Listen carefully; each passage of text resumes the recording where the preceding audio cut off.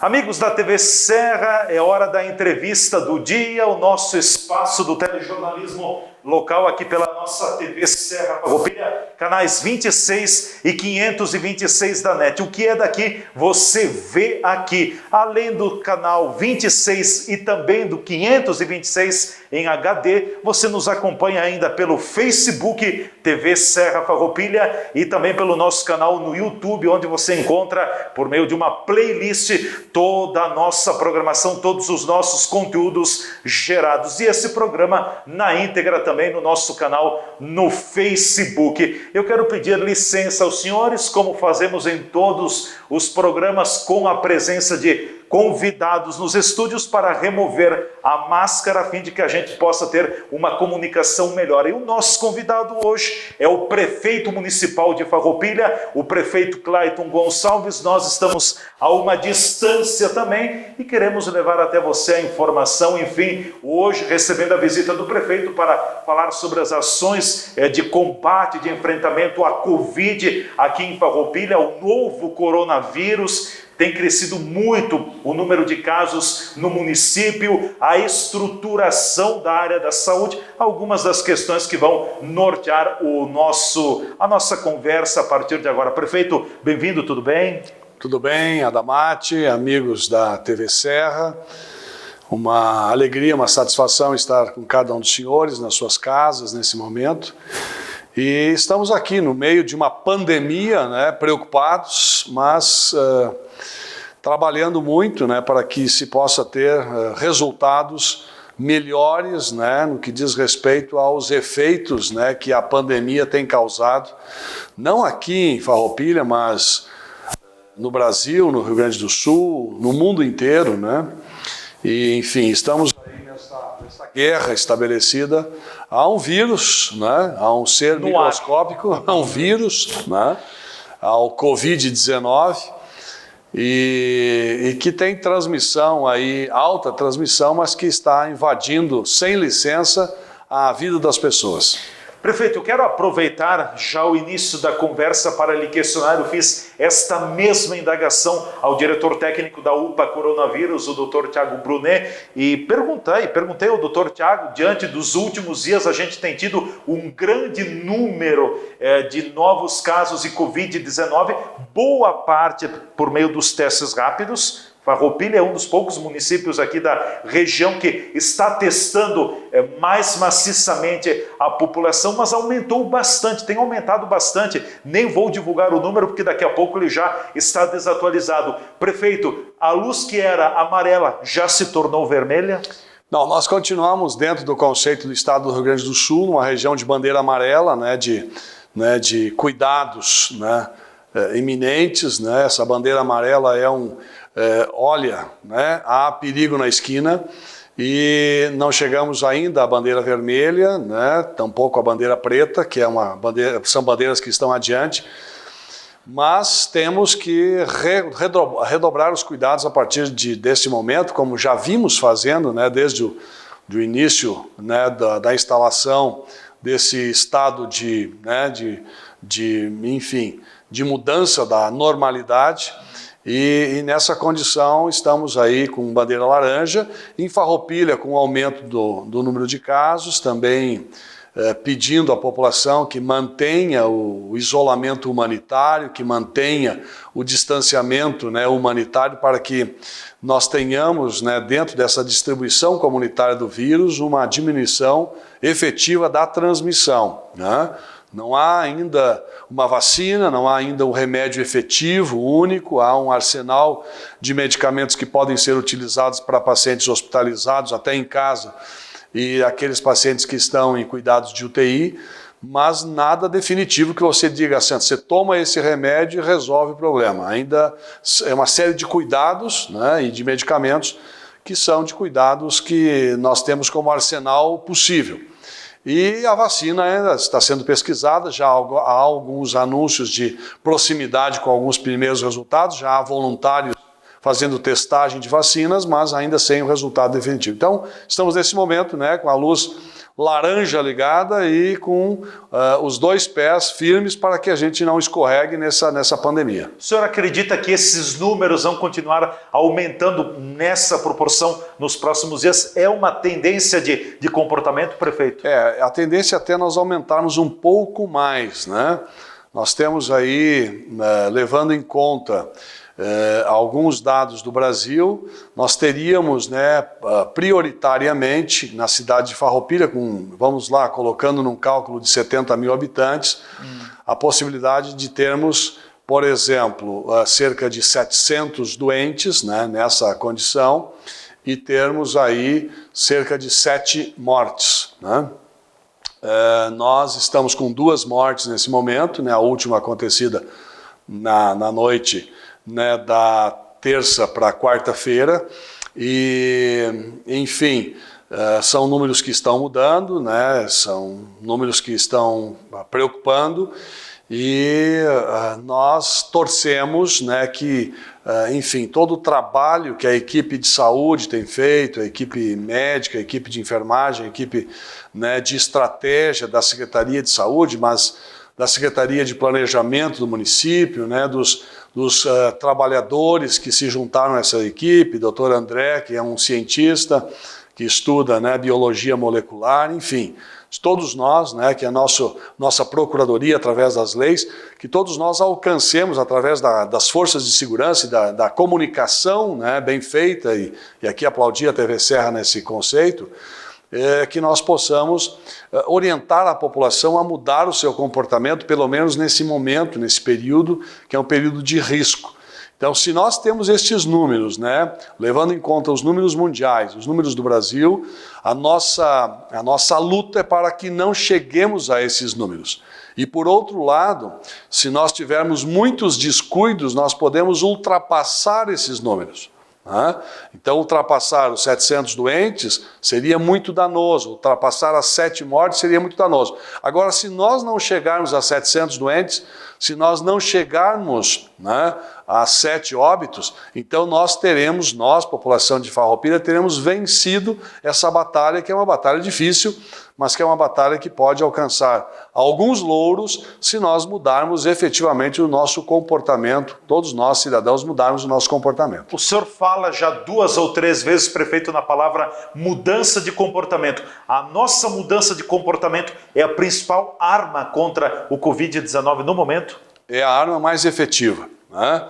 Enquanto não temos remédio, enquanto não temos vacina, nós precisamos nos preparar aí com as questões de leitos disponíveis da UTI. Hoje estávamos numa reunião agora, né, no dia de hoje, com o Hospital Beneficente São Carlos, a equipe de saúde, a Procuradoria do município, o Conselho Municipal de Saúde, enfim, a deputada estadual, a deputada Fran Somense, buscando viabilizar, num diálogo com o governo do estado, essa questão, né, do aumento do número de leitos, né, para o único hospital da cidade, que embora seja um hospital privado, né, ele é o hospital que recebe, né, alguns benefícios por conta da filantropia, e ele tem uma relação de trabalho SUS, né, através da gestão plena que o município exerce. Então, nessa condição, respeitando a isonomia e independência do hospital, né, por ser privado, nós podemos, né, fazer alguns auxílios do ponto de vista público, levando em conta que o agente público, ele ordena recursos públicos, e recursos públicos eles não são fabricados, eles são depositados pelos cidadãos através dos seus impostos, né? Então ele passa a ser, na verdade, efetivamente, uma gestão pública do recurso do cidadão. E essa gestão pública do recurso do cidadão é importante, né, para que se faça, na verdade, o melhor alcance. E nesse conceito, nós estamos buscando o aumento, né, dessa condição de atendimento, não só do hospital, que há uma grande disponibilidade de leitos, mas também na questão da viabilidade do bloqueio dos leitos de UTI, que hoje são 10 na cidade. Pois é, eu ia lhe perguntar, o senhor solicitou nessa semana o bloqueio dos 10 leitos de UTI do Hospital São Carlos junto à Secretaria Estadual de Saúde, até porque para que o telespectador entendam, os 10 leitos da UTI do São Carlos fazem parte da central de leitos do estado, logo são regulados por essa central, né? E isso não quer dizer que Farroupilha fique trancada aos municípios vizinhos, porque hoje temos uma relação de saúde, por exemplo, em teleoftalmologia com 49 municípios. Né? Em alta complexidade de ortopedia, 34 municípios. Com Farroupilha. Então, são relações que nós, respeitosamente, nós tivemos dois óbitos em Garibaldi, né? E um dos óbitos que eu tenho lembrança foi na cidade de São Leopoldo, pela questão de que, né, Garibaldi busca, né, enfim, ter seus leitos de UTI nesse momento da pandemia, mas ainda estão dispostos lá para o final de junho, né, e nós estamos com a doença em andamento. Então nós precisamos avançar nessas questões e isso é que faz com que nós tenhamos realmente uma mudança no comportamento necessária por parte da comunidade para manter essa curva não achatada, como no caso de Farroupilha, mas pisoteada como nós fizemos, ela realmente está muito próximo do plano, né? Enfim, porque conseguimos conduzir, né, do início da pandemia até aqui com essa questão de já termos hoje na testagem muito mais efetiva, são muito mais casos testados, nós já temos muitos pacientes que estão testando para pacientes que já tiveram a doença e já resolveram a doença. Não quer dizer que não tenham adiante no segundo episódio, porque a gente não conhece bem a doença. Mas nesse momento já estão curados, já não estão transmitindo para outros a doença. Né?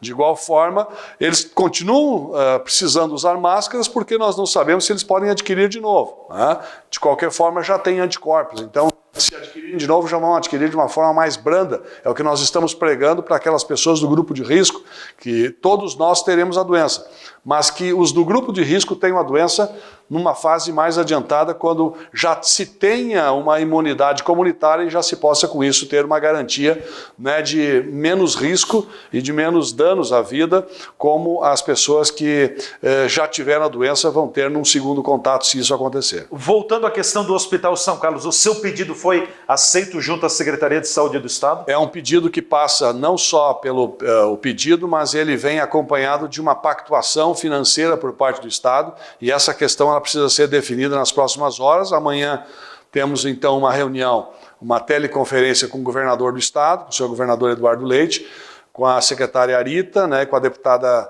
Fran Somense e os demais deputados da Serra, né, todos os deputados da Serra, né, e os prefeitos da Serra. Nós teremos uma conferência, né, à distância, né, com o governador, justamente para se fazer essa colocação e pedir esse bloqueio, já que, assim como Bento Gonçalves tem os seus leitos, Caxias tem os seus leitos, que nós possamos aumentar um pouquinho o nosso arsenal de recepção aqui na cidade, bloqueando estes da cidade de Farroupilha e tendo a pactuação necessária para poder operar como leito Covid-19, que tem um financiamento diferenciado pelo custo mais alto que tem. Prefeito e secretário interino de saúde, por gentileza, explica para nós, para a população, porque nós já tivemos 2 óbitos aqui em Farroupilha, um idoso de 86 anos e uma idosa um pouco mais de 70 anos no Hospital São Carlos, que estavam com a Covid-19, com o coronavírus, ponto. Mas esses pacientes já tinham outras patologias, inclusive o idoso lutava contra um câncer de próstata. Esses 2 casos que faleceram aqui em Farroupilha, que morreram, a causa da morte não foi a Covid, ou foi? Na verdade, eles entram para a estatística de morte do Covid, né? Porque tendo o Covid positivo, qualquer morte que aconteça vai para a estatística do Covid. Essa, na verdade, é a estatística mundial, é assim que acontece. Porque nada garante que esses 2 cidadãos, essas 2 pessoas, né, um de 86 homem e uma de 76 mulher, teriam os seus dias abreviados, mesmo em face da doença, se não for o Covid-19. Né? Então, o Covid-19 é um fator importante na cessação da vida. Embora nós entendamos que as patologias associadas os colocavam no chamado grupo de risco. Então, o grupo de risco, assim o é, né, acima de 60 anos, os diabéticos, os hipertensos, né? Os coronarianos, aqueles que tiveram acidente vasocerebral, aqueles que tomam algum tipo de medicação imunossupressora, aqueles em tratamento de tuberculose, os em tratamento de câncer, aqueles pacientes que estão HIV positivos, enfim. As crianças, por serem vetores, por serem transportadores do vírus, de cá para lá, de lá para cá. Estes do grupo de risco, né, por serem mais suscetíveis a uma doença num estágio mais grave, né? Então, esses dois grupos deverão necessariamente estar sempre muito afastados da população com condição de circulação, né? No momento, pelo decreto de Farroupilha, aqueles que estão na indústria, no comércio, que estão indo aos serviços, enfim, que estão indo nas atividades de serviços liberadas pelo nosso decreto municipal. Estes grupos deveriam estar em casa. De vez em quando nós temos vazamento desses grupos. Alguém desses grupos vai para o banco. Alguém desses grupos sai para ir a um bar beber. Não dá. Não dá. Alguém desse grupo, infelizmente, estava lá numa casa de repouso onde tivemos 5 contaminados numa tacada só. E aí, ou alguém desse grupo vai numa praça pública. Ou alguém desse grupo vai numa praça pública. Isso tudo é problema. Os dois óbitos que tivemos em Farroupilha, eles não têm relação com as casas de repouso.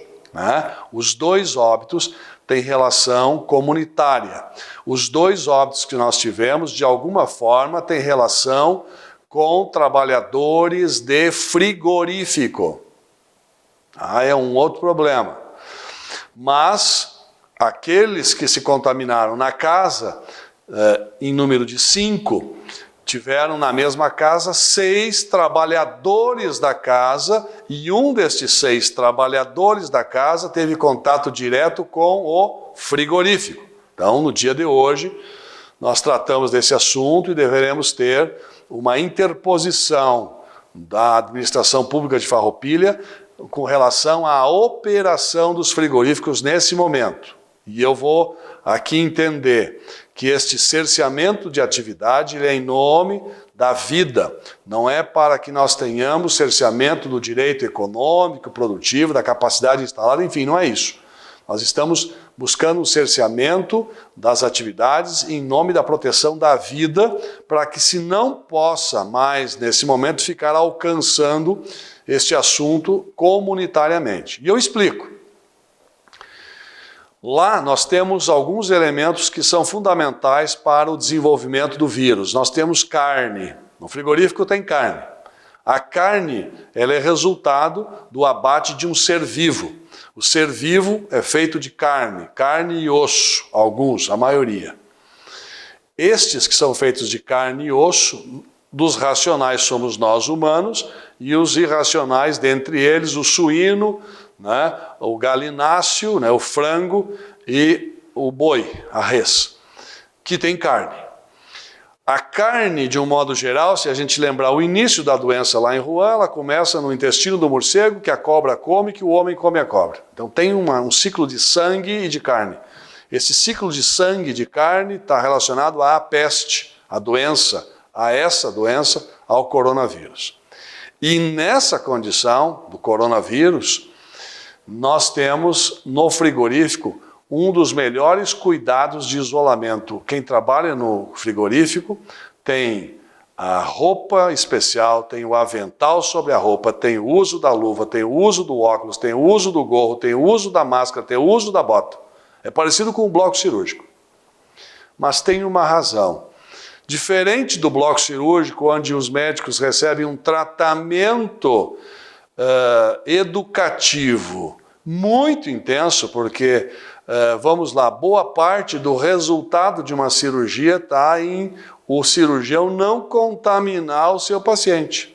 Não adianta o cirurgião fazer uma bela de uma cirurgia e, como resultado dessa cirurgia belamente feita, ter uma infecção que acabe levando essa pessoa. E essa infecção poderia ser dada por um descuidado na regra de cuidados. No frigorífico tem todas essas regras, mas eventualmente há algum vazamento na hora de tirar a roupa né? Vamos lá, quantos que trabalham em frigorífico fumam? E aí, numa hora de intervalo, quantos foram para um lugar reservado para fumar? E quantos tiraram a luva para fumar? E quantos puseram a mão em contato com a roupa que está carregada de vírus e colocaram no cigarro e levaram na boca? Quantos, né, ao levarem essa roupa para lavagem, não se contaminaram? E enquanto não lavaram as mãos, passaram a mão na boca, ou no ouvido, ou no olho, ou no nariz. Então nós temos vazamentos que quebram regras da segurança asséptica. E a segurança asséptica é fundamental na transmissão. Nós estamos falando de um ser microscópico, ninguém vê ele. Ninguém está vendo o vírus, ele está aqui no meio de nós, ninguém está vendo. Então essa condição asséptica ela é fundamental no trancamento da doença. E por isso que se nós não enxergamos o bicho, se ele é muito pequeno, e se nós já sabemos que lá no frigorífico tem carne que ele gosta para se manter vivo mais tempo, mas além de se manter vivo, ele se multiplica na carne, ele cresce na carne. E mais, lá está úmido e está frio. É tudo que o bicho quer, umidade e frio, e carne. Então, aí alguém vai dizer, então, Clayton, tu estás dizendo para nós não comermos carne. Não tem relação nenhuma com o consumo de carne. Consumo de carne, a carne que você vai preparar em casa, ela vai passar pelo fogo. O cozimento. O cozimento. Passando pelo cozimento, se tiver lá partículas virais, até vão ajudar, porque essas partículas virais, né, elas estão neutralizadas e vão servir de alguma forma como indutores de imunidade, né?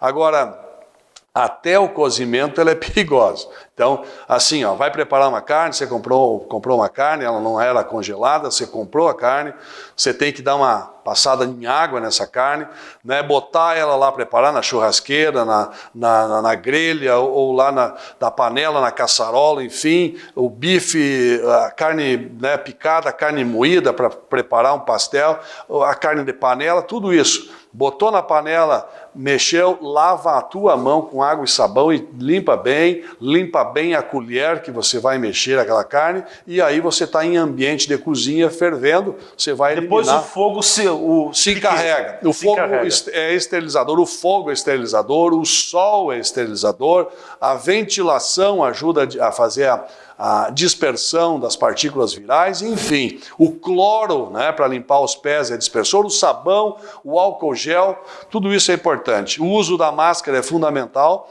para que a gente não tenha o contato involuntário com a mão, porque a nossa mão está tocando tudo, e tocando tudo toca também aonde tem partículas virais que eventualmente vão entrar no nosso organismo. Então tudo isso é importante. Bom, nós vamos para o nosso intervalo, a gente volta em seguida com o segundo e último segmento da nossa entrevista do dia hoje com o prefeito Clayton Gonçalves aqui nos estúdios. Fiquem ligados. Juntos nossa gente sonha, juntos nossa gente cresce. Juntos nossa gente educa, nossa gente nova e se fortalece. Acreditamos na cooperação e na força da cocriação, para gerar uma conexão entre sonho e realização. Fazer o bem por nossa região e ser agente da transformação. Plantar, construir e caminhar, então todos juntos na mesma direção. Sicredi Serrana, juntos nossa gente vai mais longe.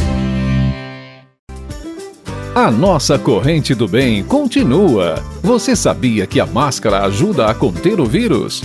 Então, sempre que você precisar sair de casa, use a sua. Mesmo as máscaras caseiras impedem a disseminação de gotículas expelidas pelo nariz e pela boca, formando uma barreira de proteção.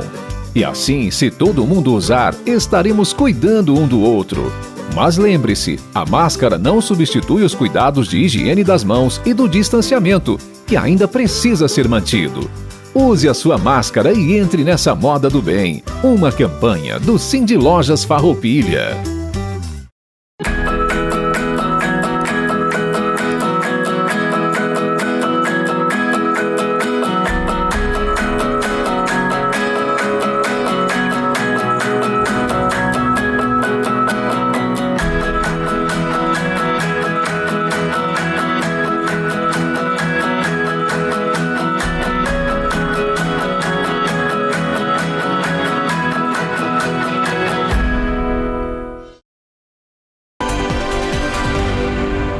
Estamos de volta com a nossa entrevista do dia, TV Serra, canais 26 e 526 da NET, ainda pelo Facebook, TV Serra Farroupilha, e também pelo nosso canal no YouTube. Você confere a nossa programação. É nosso convidado hoje o prefeito Clayton Gonçalves. Prefeito, quero aproveitar ainda pegando carona no gancho que o senhor colocava a respeito dos cuidados com os frigoríficos. A partir desta quinta-feira, em vigência um decreto que também restringe o funcionamento dos frigoríficos aqui em Farroupilha. O que prevê, o que pede esse decreto que o senhor já publicou nesta quinta-feira?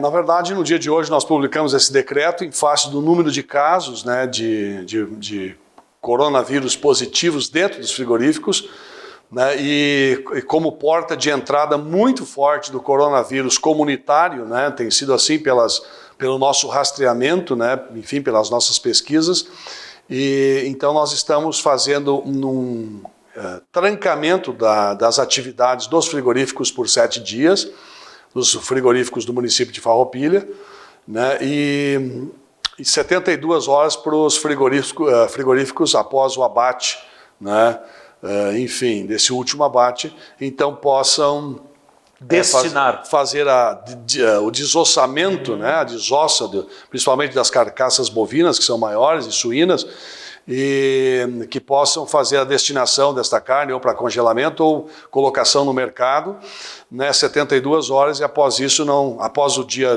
de hoje, então não devemos ter mais abates por 7 dias, até que se possa fazer uma desinfecção mais aprofundada de todos os frigoríficos, né, e que se possa fazer a partir disso, né, talvez algum regramento especial para que se volte ao abate. Nós precisamos fazer, às vezes, algumas regras duras, amargas, mas é em nome da vida das pessoas, e não há direito maior do que esse, o direito da vida. Então, estamos trabalhando, né, de forma muito concisa, muito cientificada, e não há outra coisa a fazer que não se fazer, né, enfim, o cerceamento da atividade frigorífica nesse momento, em nome da vida dos munícipes de Farroupilha. Boa parte até agora dos casos de Covid-19 aqui em Farroupilha tem vindo por meio dos frigoríficos? Nós diríamos que praticamente, a grande maioria deles tem uma relação com alguém de frigorífico, né? E, enfim, com os entornos dessa pessoa, com o cônjuge, com familiares, com alguém que esteve próximo, alguém que esteve reunido na casa, alguém que participou de um almoço, de uma janta, enfim, que repartiu a cuia de chimarrão, etc. E isso nós precisamos, né, fazer uma averiguação de todo esse staff de trabalho, né, e a partir disso fazer alguns isolamentos necessários, para tudo, né, senta o pó, faz os isolamentos necessários, e a partir disso cria o regramento mais rigoroso ainda do que já temos, né, para esse período da pandemia, a fim de que não se tenha ainda, né, uma difusão maior, né.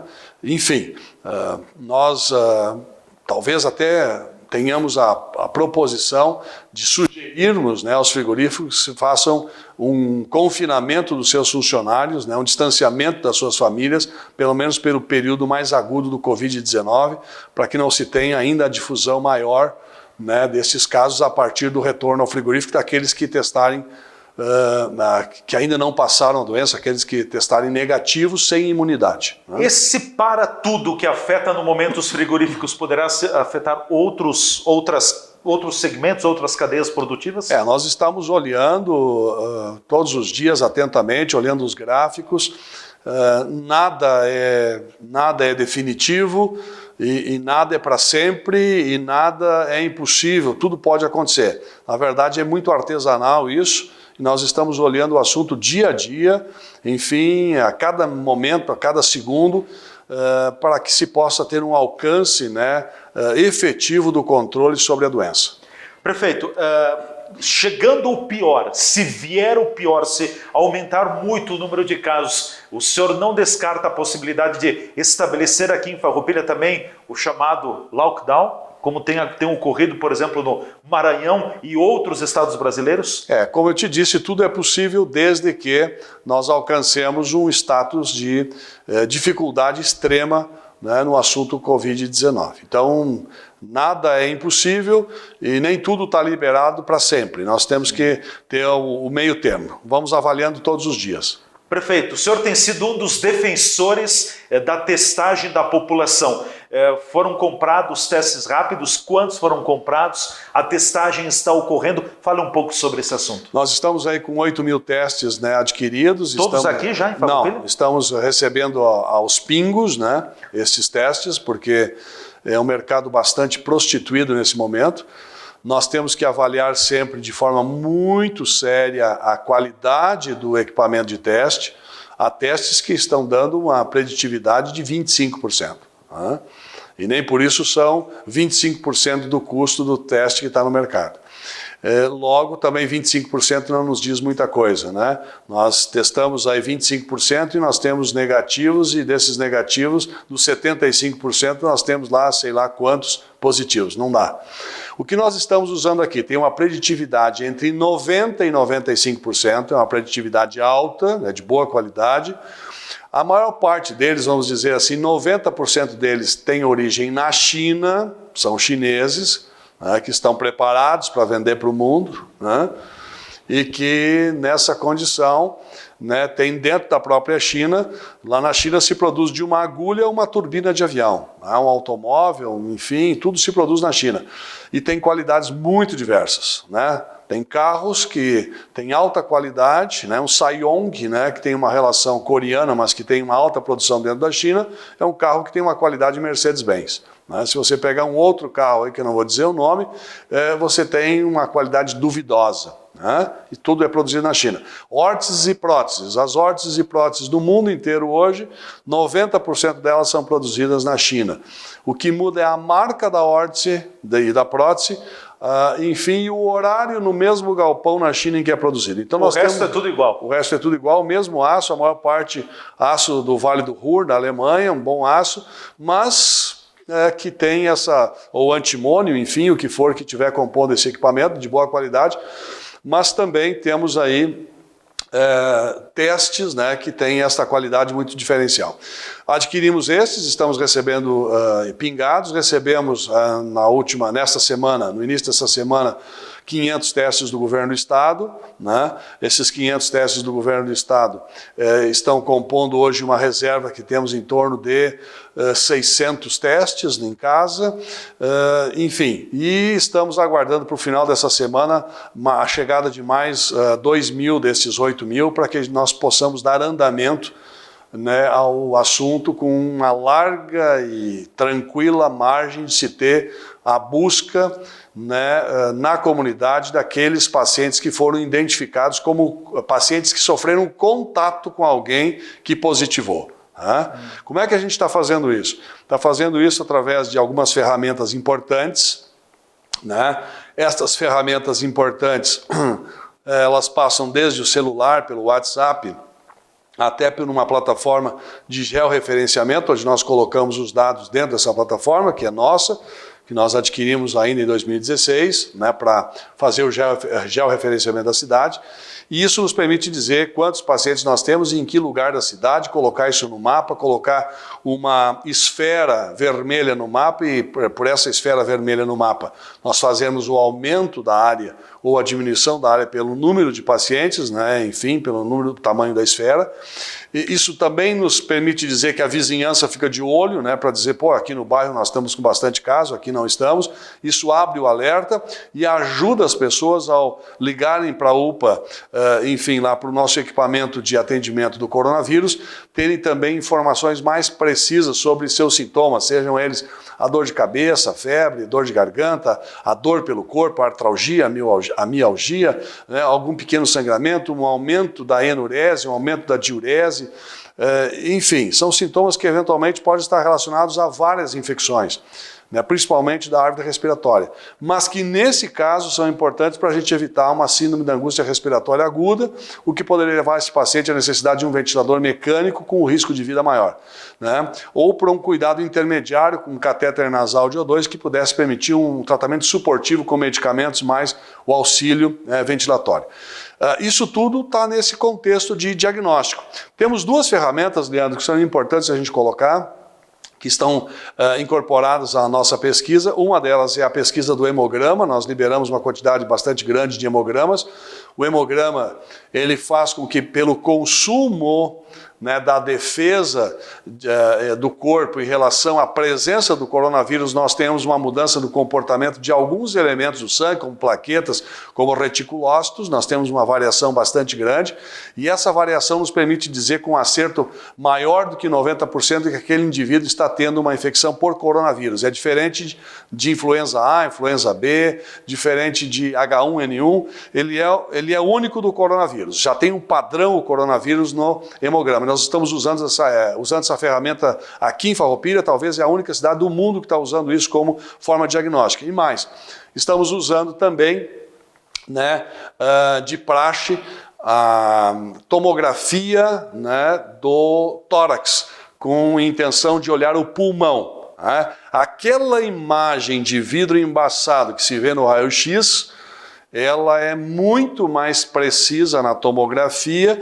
e nos permite dizer que esse paciente aí, o acerto é muito grande, em torno de 95% a 96% de que aquela imagem é patognomônica, ela é indicativa de Covid-19. Foi assim que se fizeram os diagnósticos, e nós precisamos aplaudir aqui o trabalho dos médicos, da doutora Ana Paula, do doutor Fábio Lete, médicos que atendiam esta casa de idosos aqui em Farroupilha, e também o trabalho do doutor Felipe Hertz, né, dentro da sua clínica de imagem, que colocou, né, as imagens à disposição. O diagnóstico destes cidadãos foi anterior ainda à pesquisa do teste rápido, né, anterior a isso, por conta dessas duas ferramentas. Então, Farroupilha hoje tem um arsenal de ferramentas, não é por acaso que o prefeito é médico para esse momento, né? Então nós estamos trabalhando esses elementos todos nessa condição e nessa grandeza. Prefeito, já para concluirmos, o senhor conhece, por isso é uma opinião muito bem fundamentada, aliás, nem é uma opinião, é uma declaração fundamentada, a nossa estrutura de saúde hoje aqui de Farroupilha para a Covid-19, prevenção, enfrentamento e combate à Covid-19. Nos fala um pouquinho do hospital, da estrutura do hospital, enfim, como o senhor vê a nossa estrutura? Estamos bem posicionados, podemos, de certa forma, ficar um pouco mais tranquilos? O que me tira o sono nos últimos dias é que nós mudamos o comportamento do nosso isolamento humanitário. Vimos mudando, né? Me preocupam algumas questões, algumas ações importantes. Por exemplo? Por exemplo, nós temos o Dia das Mães aí, no final de semana. E me preocupa muito o comportamento das pessoas em relação a essa questão, e eu entendo. Mãe é mãe. Mas o maior presente que você poderia dar para a sua mãe é não contaminar a sua mãe com o Covid-19. Né?